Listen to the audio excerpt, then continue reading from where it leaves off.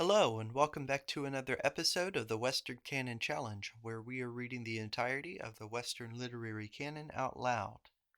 Today we are continuing our series on Ralph Waldo Emerson's journals. We are on journal collection number 30, dating from the year 1839, and we are up to October 2nd of that year. And with that said, I will read the entry for that date. It is strange how long our novitiate lasts.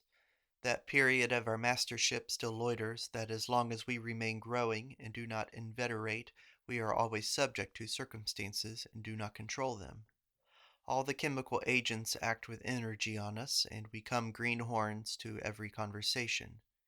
The young, the knowing, the fashionable, the practical, the political, the belle, the Pharisee, and the Sadducee all overact on us and make us dumb.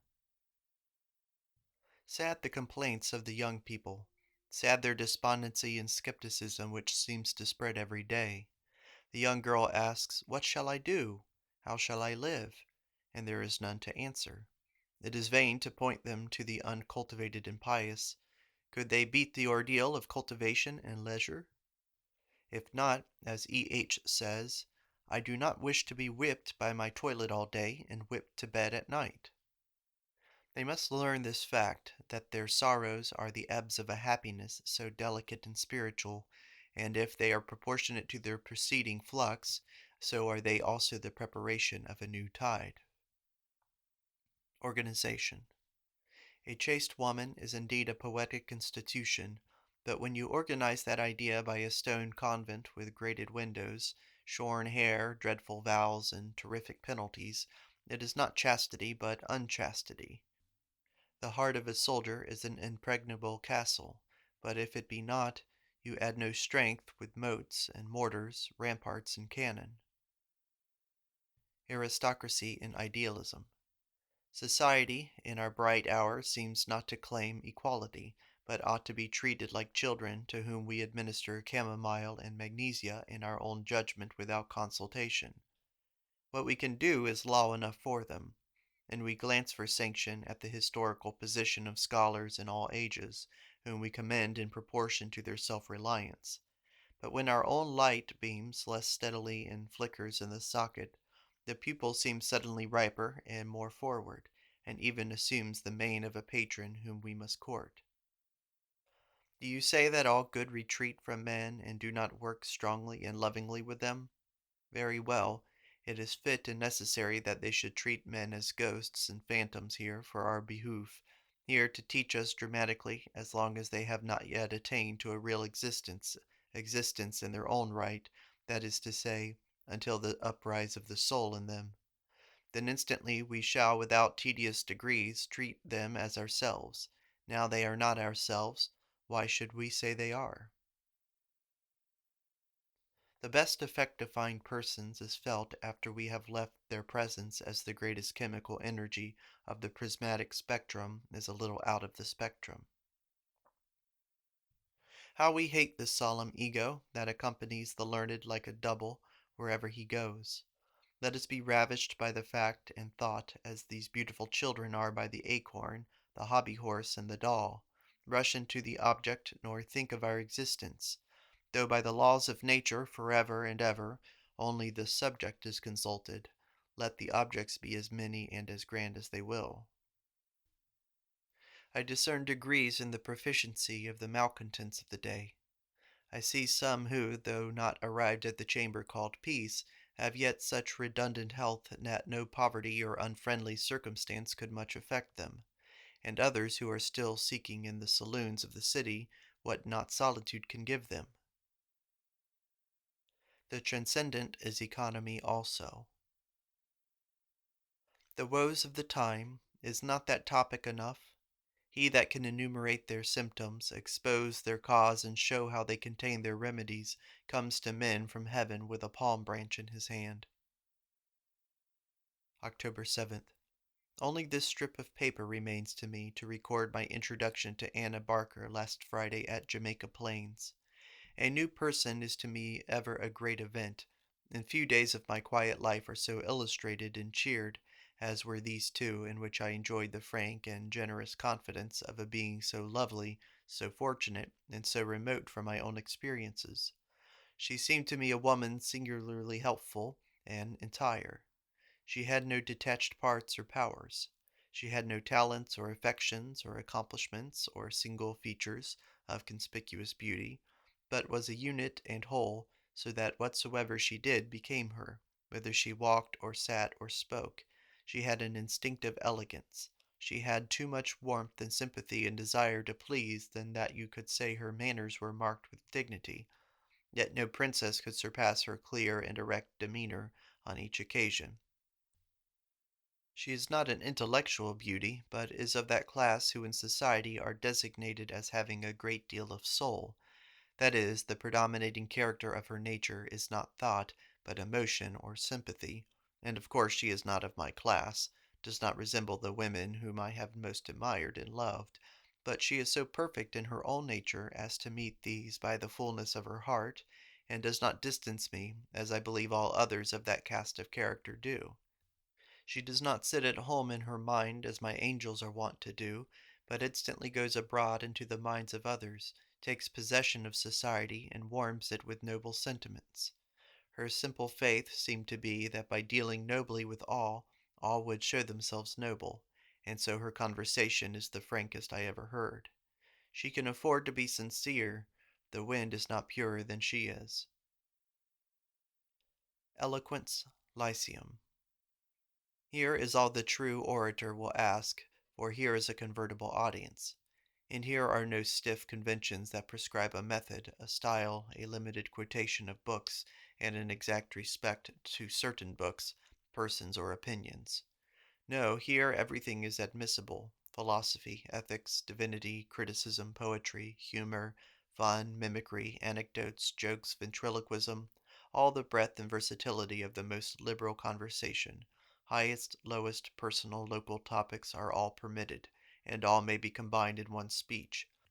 It is a panharmonicon, every note on the longest gamut, from the explosion of cannon to the tinkle of a guitar. Let us try if folly, custom, convention, and phlegm cannot hear our sharp artillery. Here is a pulpit that makes other pulpits tame and ineffectual, with their cold mechanical preparation for a delivery the most decorous, fine things, pretty things, wise things, but no arrows, no axes, no nectar, no growling, no transpiercing, no loving, no enchantment. Here he may lay himself out utterly large, enormous, prodigal on the subject of the hour. Here he may dare to hope for ecstasy and eloquence. Concord, October 11th.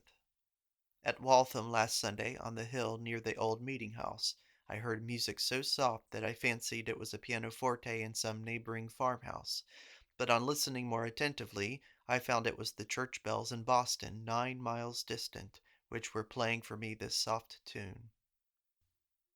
Horace Walpole, whose letters I read so attentively in the past summer, is a type of the dominant Englishman at his day.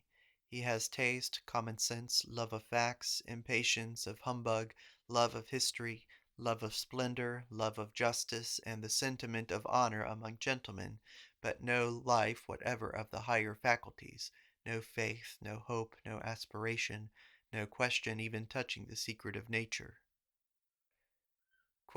Matter, which is itself privation, often scatters and dissolves what a more excellent being than herself had wrought, says Plutarch, Vol.4, page 12, in On Oracles.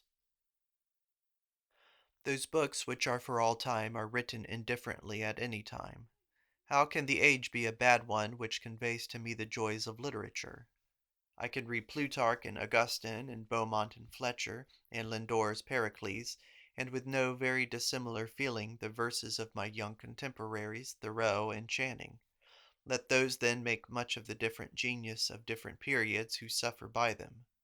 I seek enjoyments which proceed not out of time, but out of thought, will celebrate on this lofty Sabbath morn the day without night, the beautiful ocean which hath no tides. And yet literature, too, this magical man-provoking talisman, is in some sort of creature of time. It is begotten by time on the soul, and one day we shall forget this primer. But how obviously initial it is to the writer! It is only his priming. The books of the nations, the universal books, are long ago forgotten of him who spake them. We must learn to judge books by absolute standards. Criticism, too, must be transcendental. Society wishes to assign subjects and method to its writers, but neither it nor you may intermeddle. You cannot reason at will in this and that other vein, but only as you must. You cannot make quaint combinations and bring to the crucible the alchemic truth of things far-fetched or fantastic or popular. But your method and your subject are foreordained in your nature and in all nature, or ever the earth was, or it has no worth. All that gives currency still to any book published today by Little and Brown is the remains of faith in the breast of men that not adroit bookmakers, but the inextinguishable soul of the universe reports of itself in articulate discourse through this and that other man, today as of old. The ancients strongly expressed their sense of the unmanageableness of these words of the god by saying that the god made his priest insane, took him hither and thither as leaves are whirled by the tempest. But we sing as we are bid. Our inspirations are very manageable and tame. Death and sin have whispered in the ear of our wild horses, and they are become drays and hacks. It is very easy to hint keen replies to these statements of the independency of writers. It is easy to make persons ridiculous. Let us all, or any who say so, be ridiculous. Grant that we have been vain, boastful, cunning, covering our wretched pride with this claim of inspiration. Still the fact holds forever and ever that the soul doth so speak, and that the law of literature, giving it exact worth to every ballad and spoken sentence, is thus transcendent and only self-contained. It certainly is never vitiated by any affectation, cant, dullness, or crime of those who speak for it. Their lie or folly recoils on them. Point out what abuses you will that might flow from the reception of this doctrine in weak and wicked heads. The wind will still blow whereof it listeth, and the eternal soul will overpower the men who are its organs, and enchant the ears of those who hear them by the same right and energy by which long ago and now it enchants the mountains and the sea, the air and the globes in their musical dance. Thou shalt not plant a palm tree, said Pythagoras, intimating that as that tree comes up best out of the ground self-sown, so virtue and wisdom are the direct proceeding of God, and are not to be overlaid and distorted by indiscreet meddling in art. Men have yet to learn the beauty and depth of the doctrine of trusts. O believe as thou livest that every sound that is spoken over the round world which thou oughtest to hear will vibrate on thine ear. In all particulars, the doctrine of the soul must be taught. Men must be accustomed to ask if the thing they say of God holds, for the Father is with them. A question which well deserves examination now is the dangers of commerce.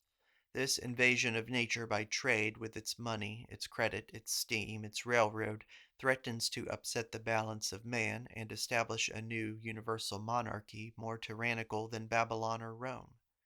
Very faint and few are the poets or men of God. Those who remain are so antagonistic to this tyranny that they appear mad or morbid, and are treated as such. Sensible of this extreme unfitness, they suspect themselves, and all of us apologize when we ought not, and congratulate ourselves when we ought not. Plutarch fits me better than Southey or Scott, therefore I say there is no age to good writing. Could I write as I would, I suppose the piece would be no nearer to Boston in 1839 than to Athens in the 50th Olympiad. Good thought, however expressed, saith to us, "Come out of time, come to me in the eternal." We wish the man should show himself for what he is, though he be Iscariot. If the humor is in the blood, bring it out to the skin by all means. October 16th. Friendship. What needs greater magnanimity than the waiting for a friend, a lover for years? We see the noble far off. How sadly true all over human life is the saying, "To him that hath shall be given, from him that hath not shall be taken." Attentions are showered on the powerful who needs them not. Friends abound for the self-trusting and retreats to his cliff. Weather. Quote, if it be true that souls are naturally endued with that faculty of prediction, and that the chief cause that excites this faculty in virtue is a certain temperature of air and winds, etc., Plutarch, De Oraculis. Quote, Hermes played at dice with the moon, and won of her 70th part of each of her revolutions, with which he made 5 new days, and added to the year that Osiris might be born. Plutarch, Isis, and Osiris. Said Lydian, how we covet insensibility! My boy whines and wails if I wake him. We are Buddhists all. Nature mixes facts and thought to evoke a poem from the poet, but our philosophy would be androgynous and itself generate poems without aid of experience. October 18th. Lectures. In these golden days it behooves me once more to make my annual inventory of the world. For the 5 last years I have read each winter a new course of lectures in Boston, and each was my creed and confession of faith. Each told all I thought of the past, the present, and the future. Once more I must renew my work, and I think only once in the same form, though I see that he who thinks he does something for the last time ought not to do it at all. Yet my objection is not to the thing, but with the form. And the concatenation of errors, called society, to which I still consent, until my plumes be grown, makes even a duty of this concession also, so I submit to sell tickets again. But the form is neither here nor there. What shall be the substance of my shrift? Adam in the garden, I am to new name all the beasts in the field, and all the gods in the sky.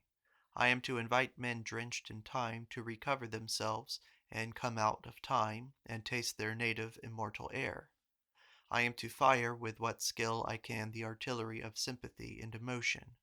I am to indicate constantly, though all unworthy, the ideal of holy life, the life within life, the forgotten good, the unknown cause in which we sprawl and sin. I am to try the magic of sincerity, that luxury permitted only to kings and poets. I am to celebrate the spiritual powers in their infinite contrast to the mechanical powers and the mechanical philosophy of this time. I am to console the brave sufferers under evils, whose end they cannot see by appeals to the great optimism self-affirmed in all bosoms. Jones Very only repeated in a form not agreeable the thought which agitated me in earlier years when he said, the same spirit which brings me to your door prepares my welcome. Shall I not say this in an extent of sense to the men and institutions of today? Think, and you annihilate the times. Drink of the cup which God proffers to your lips, and these storming, anxious, contradicting, threatening crowds which surround you, mad with debt and credit, with banks and politics, with books and churches and meats and drinks, shall all flee away like ghosts from the newborn soul. They are much to you, while the same blood flows in your veins and theirs. But let the man put off the merchant in you, and all this shall be pictures merely. October 19th. Another day, the old game, up again, this wonderful but unhandsome machine, with thy hopes and shames, poor boasting augur, who sufferest as many misgivings on the edge of success as on the brink of failure, and tremblest with as many hopes on the eve of misfortune as on thy best day. And hark, new day! They batter the grey cheek of thy morning with booming of cannon, and now with lively clatter of bells and whooping of all the village boys, all unwonted holiday in our quiet meadows and sandy valleys, and Cornwallis must surrender today. Without sympathy with the merry crowd, the pale student must yet listen, and perchance even go abroad to beg a look at the sun. Who can blame men for seeking excitement? They are polar, and would you have them sleep in a dull eternity of equilibrium? Religion, love, ambition, money, war, brandy, some fierce antagonism must break the round of perfect circulation, or no spark, no joy, no event can be, as good not be. In the country, the lover of nature dreaming through the wood would never awake to thought if the scream of an eagle, the cries of a crow, or a curlew near his head did not break the continuity. Nay, if the truth must out, the finest lyrics of the poet come of this coarse parentage. The imps of matter beget such child on the soul, fair daughter of God. And so I went to the sham fight and saw the whole show with pleasure. The officer instantly appears through all this masquerade and buffoonery. I thought when I first went to the field that it was the high tide of nonsense, and indeed the ragtag and bobtail of the county were there in all the wigs, old hats, and aged finery of the last generations. Then the fancies were like the dresses, so exaggerated, noses, chins, and mouths, that one could not reconcile them with any other dress than that frippery they wore. Yet presently nature broke out in her old beauty and strength through all this scurf. The man of skill makes his jacket invisible. 2 or 3 natural soldiers among these merry captains played out their habitual energy so well that order and reason appeared as much at home in a farce as in a legislature. Meantime the buffoons of a sham fight are soon felt to be as impertinent there as elsewhere. This organization suffices to bring pioneers, soldiers, outlaws, and homicides distinct to view, and I saw Washington, Napoleon, and Marat come strongly out of the mottled crew. October 21st. How can I not record, though now with sleepy eye and flagging spirits, so fair a fact as the visit of Alcott and Margaret Fuller, who came hither yesterday and departed this morning? Very friendly influences these, each and both. Cold as I am, they are almost dear. I shall not, however, fill my page with the gifts of merit of either. They brought nothing but good spirits and good tidings with them of new literary plans here and good fellowship and recognition abroad. And then to my private ear a chronicle of sweet romance, of love and nobleness, which have inspired the beautiful and brave. What is good to make me happy is not however good to make me write. Life too near paralyzes art. Long these things refuse to be recorded except in the invisible colors of memory. Trust thy time also. What a fatal prodigality to condemn our age. One would say we could well afford to slight all other ages if only we value this one. Not for nothing it dawns out of everlasting peace, this pretty discord, this great discontent, this self-accusing reflection. What apology, what praise can equal the facts that here it is? Therefore certainly in the vast optimism here it ought to be. The great will sees with eagerness this novel crisis when the old and the new stand face to face, and reflection is for a time possible, and faith in the eternal stands in close neighborhood by exhausting analysis of the economical. The very time sees for us, thinks for us. It is a microscope such as philosophy never had. Insight is for us which was never for any, and doubt not the moment and the opportunity are divine.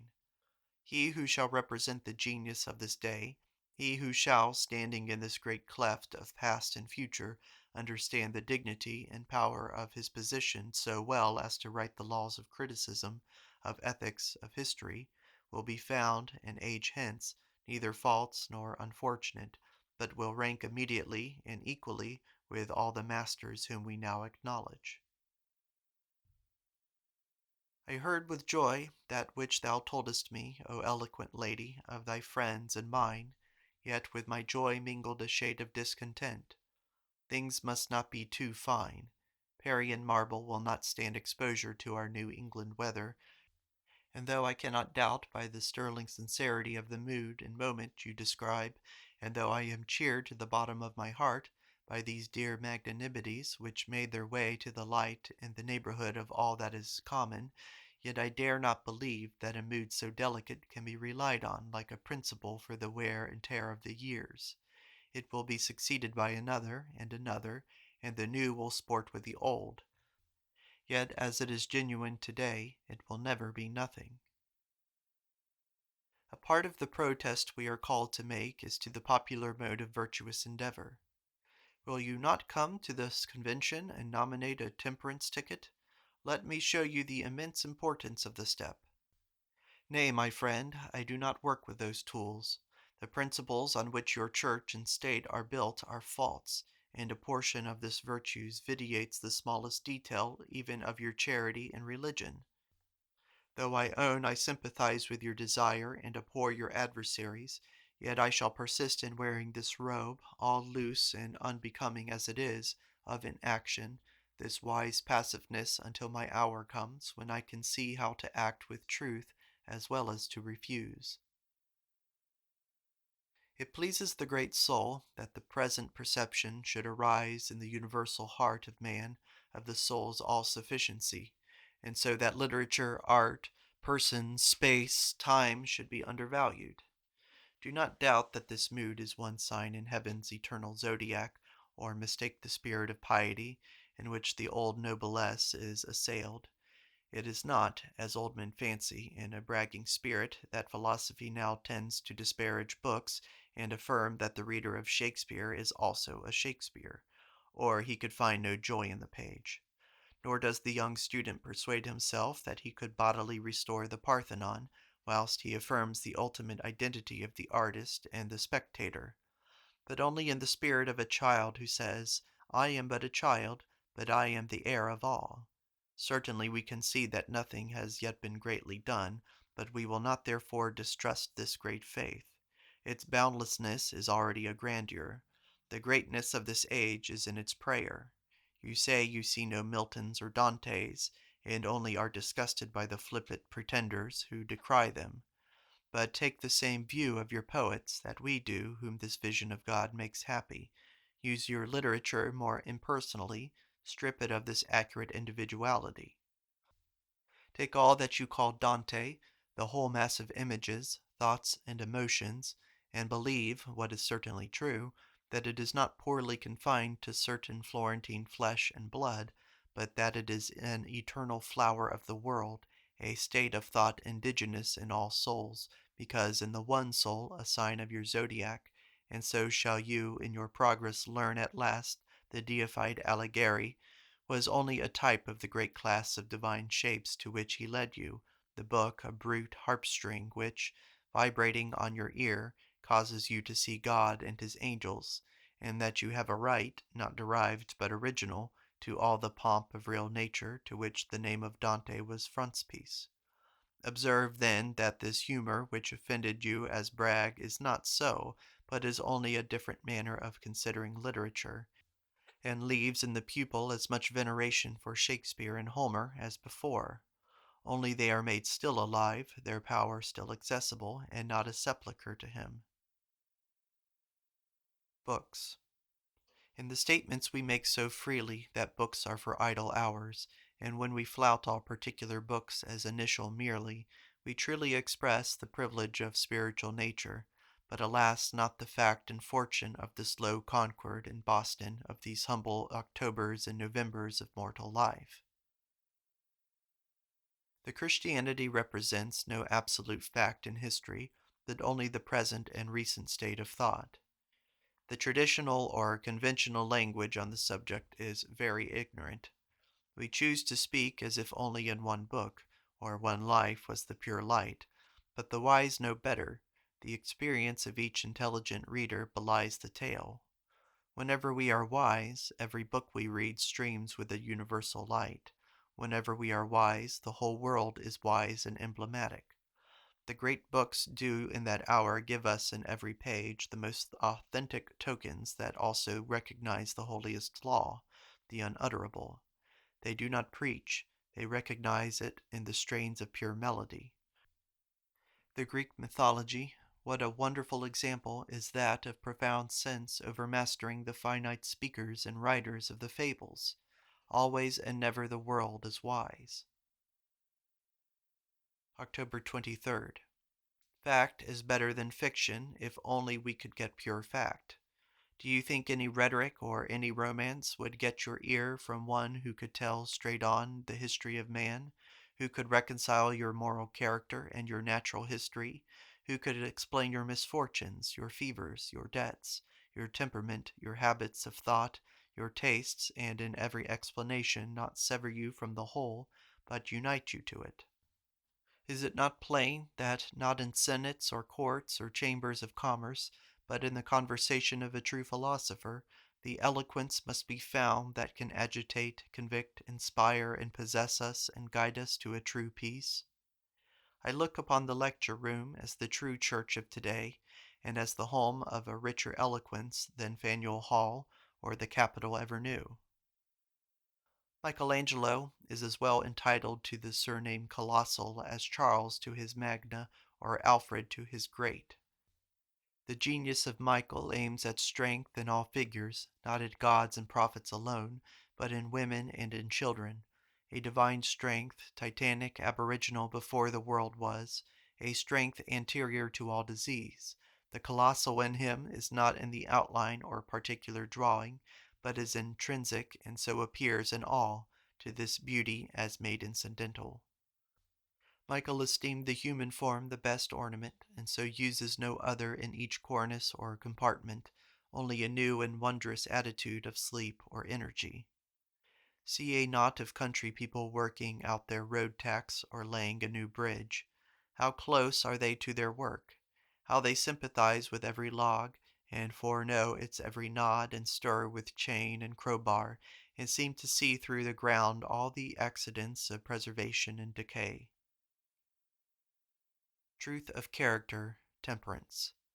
Truth will cure all our ails. I hate the giving of the hand unless the whole man accompanies it.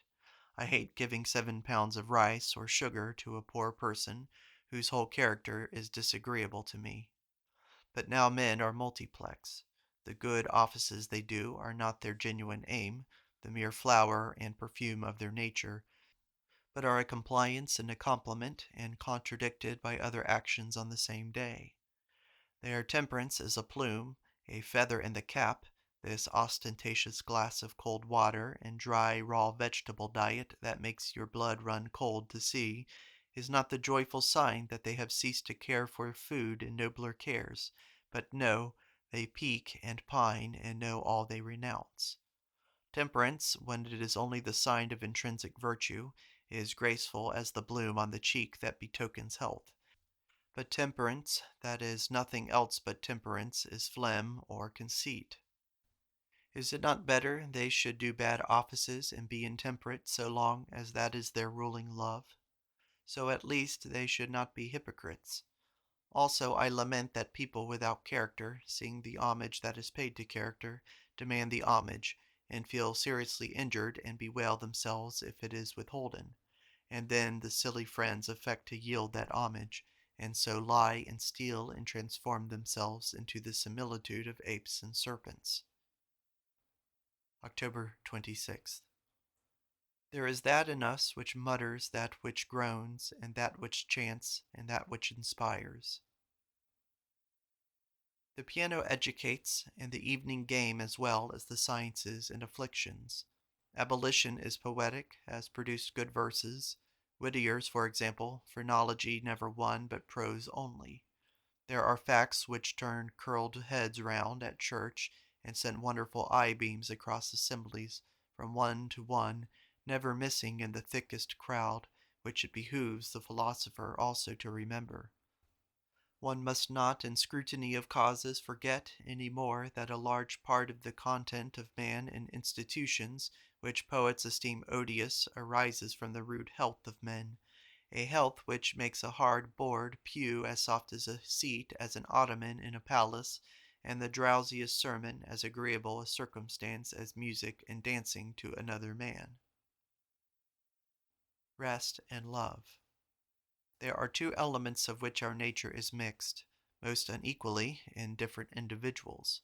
The first is rest, predominant in manifold facts, from the vision of reason, the contemplation of the infinite, to the simple satisfaction in permanence, the love of what is old age itself, sleep and death. The second is love. The past.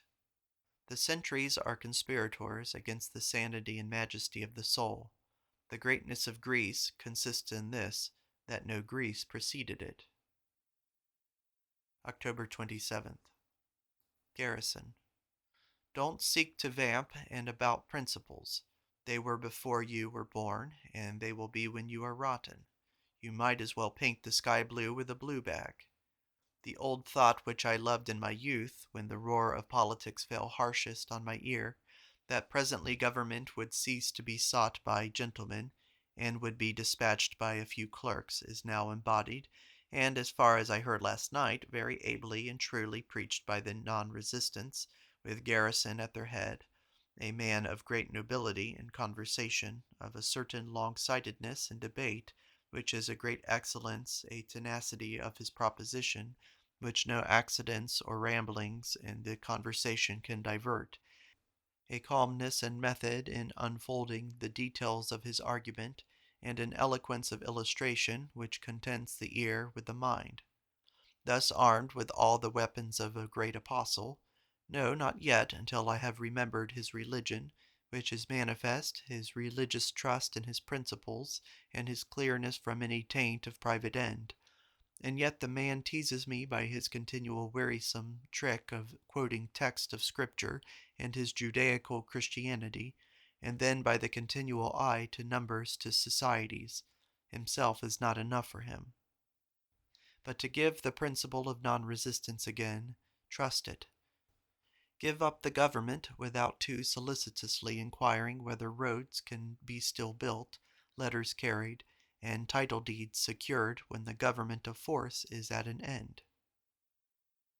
Again, it seems clear that we should never cumber ourselves with maintaining either popular religion, or popular Sabbaths, or popular laws, if we do not want them ourselves. Are they now maintained by us because the world needs them? Let the world maintain them, and you shall find, if the deacons and the priests all fail, the banks' presidents and the chambers of commerce, yea, the very inn holders and democrats of the county, would muster with fury to their support. Prophecy is not more sacred than the knowledge of the present. It is only the fixing the eye on the hilltop before you, instead of the fields around. Believe thy faintest presentiment, and thou art a prophet. And how all my experience admonishes me not to throw up an abstraction, because I cannot solve to flesh and blood the objections they make to it. I am always sure to see those objections highly solved, self-solved, by cleaving to the law. A law has eagle wings, and its own path to heaven and to earth. In our modern reforms, there's a little too much commentary on the movement by the mover. It is not to be contested that a selfish commerce and government have got possession of the masses. Whilst we plead for the ideal, we do not pretend that we have the majority. I wrote to S.G. Ward, "There are fewer painters than poets. 10 men can awaken me by words to new hope and fruitful musings for one that can achieve the miracle by forms. Besides, I think the pleasure of the poem lasts longer, and yet the expressive arts ought to go abreast, and as much genius find its way to light and design as in song, and probably does, so far as the artist is concerned, but the eye is a speedier student than the ear. By a grand or a lovely form, it is astonished or delighted once for all, and quick appeased, whilst the sense of verse steals slowly on the mind and suggests 100 fine fancies before its precise import is settled. Or is this wholly unjust to the noble art of design, and only showing that I have a hungry ear but a dull eye? Will you let me say that I have conceived more highly of the possibilities of the arts sometimes in looking at weather stains on a wall, or fantastic shapes which the eye makes out of shadows by lamplight, than from really majestic and finished pictures? October 28th. The world can never be learned by learning all its details. Variety of topic and of illustration may be a sign of poverty and not of wealth, as the double and treble plots of Spanish plays, and the overcrowding of action indicate a lack of genius to expand one action to just and majestic issues. The age. One would say that the present reflective period had not reached its meridian, and will endure for some time yet, who consider that no great analysis except Kant has yet appeared, and Kant is rather a technical analyst than a universal one such as times tend to form. The age, what is it? It is what the being is who uses it, a dead routine to me, and the vista of eternity to thee. One man's view of the age is confined to his shop and the market, and another sees the roots of today in all the past, and beneath the past in the necessary and eternal. Let us not dwell so fondly on the characteristics of a single epoch as to bereave ourselves of the permanent privileges of man. We ought never to lose our youth. In all natural and necessary labors, as in the work of a farm, in digging and splitting, rowing and drawing water, a man always appears young, is still a boy. So in doing anything which is still above him, which asks all his strength and more, somewhat commensurate with his ability, so that he works up to it, not down upon it, he is still a youth. But if his work is unseasonable, as botany and shells, or the Greek verbs at 80 years of age, or playing blind man's buff, we say, "Go up, thou bald head." Best gift. The dreams of youth, the passion of love, are the constant reproduction of the vision of the ideal, which God will not suffer a moment to remit its presence or to relax its energy as a co-agent in history. October 31st. No article so rare in New England as tone. This is the end of part 4 of Emerson's journal collection number 30, dating from the year 1839, when the author was 36 years old. In the next video, we will pick up with the entry for November 3rd of that year. Thank you for listening.